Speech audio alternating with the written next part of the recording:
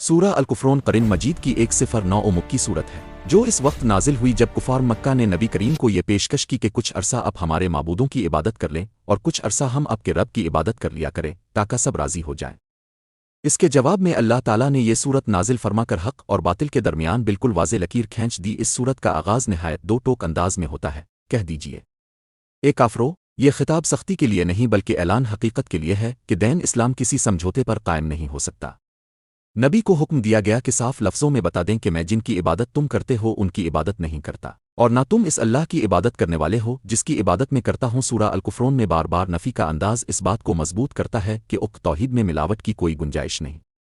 اللہ تعالیٰ یہ واضح فرما رہے ہیں کہ ایمان اور کفر دو الگ راستے ہیں جنہیں اکٹھا نہیں کیا جا سکتا۔ نہ آج نہ کل نہ مستقبل میں حق اور باطل کے درمیان کوئی سمجھوتا ممکن ہے۔ اس صورت کا آخری پیغام نہایت جامع اور فیصلہ کن ہے، تمہارے لیے تمہارا دین ہے اور میرے لیے میرا دین۔ اس کا مطلب یہ نہیں کہ اسلام بے پرواہی سکھاتا ہے، بلکہ یہ اعلان ہے کہ دین کے معاملے میں زبردستی نہیں، مگر حق کو چھوڑ کر باطل کے ساتھ چلنا بھی ممکن نہیں۔ مسلمان کو اپنے عقیدے پر ثابت قدم رہنا ہے، چاہے دنیا بھر کی مخالفت کیوں نہ ہو۔ سورہ الکفرون ہمیں یہ سبق دیتی ہے کہ ایمان کی حفاظت سب سے بڑی ذمہ داری ہے۔